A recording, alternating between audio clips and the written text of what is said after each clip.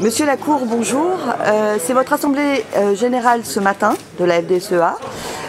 Est-ce que vous pouvez faire un petit point sur l'agriculture en Saône-et-Loire aujourd'hui?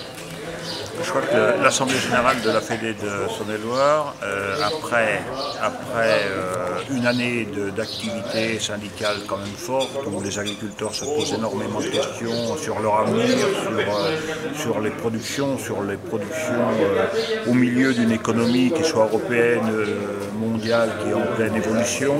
Donc il y a une vraie question aujourd'hui du positionnement de nos produits d'excellence dans toutes les productions, produits d'excellence, et aujourd'hui face à une économie mondiale qui est sans concession, sur lequel il y a besoin qu'on fasse des efforts en termes de positionnement de nos produits, que ce soit à travers nos relations avec la grande distribution, à travers la restauration au foyer, à travers nos missions exportatrices, parce que là aussi il y a des positionnements à avoir. Donc voilà, donc on est dans une assemblée générale à la fois inquiète, mais en même temps avec des perspectives intéressantes pour notre agriculture. Quelles sont les plus grandes difficultés des agriculteurs en Saône-et-Loire aujourd'hui?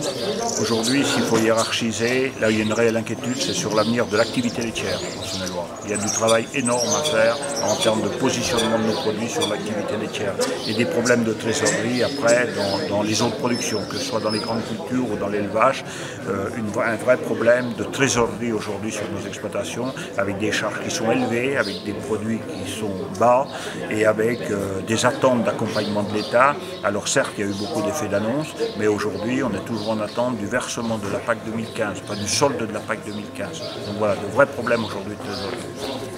Et concrètement, on sait quand est-ce qu'elle va être versée? Donc la PAC, on est sur un calendrier qui va s'échelonner jusqu'à la fin 2015, à la fin 2016. C'est-à-dire qu'on aura les acomptes de 2016 avant le solde de 2015. Voilà. La sécheresse, on a perçu 30% de ce qu'on doit recevoir, le reste sera versé vraisemblablement dans l'été. D'accord.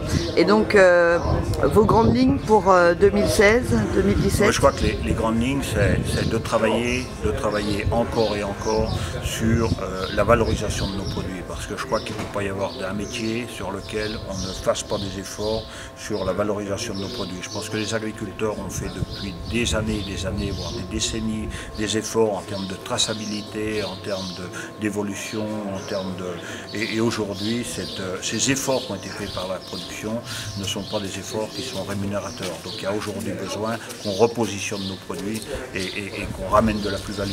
Si on veut conserver notre modèle agricole, qui nous est cher, ça passera inévitablement par le partage des marges. Merci.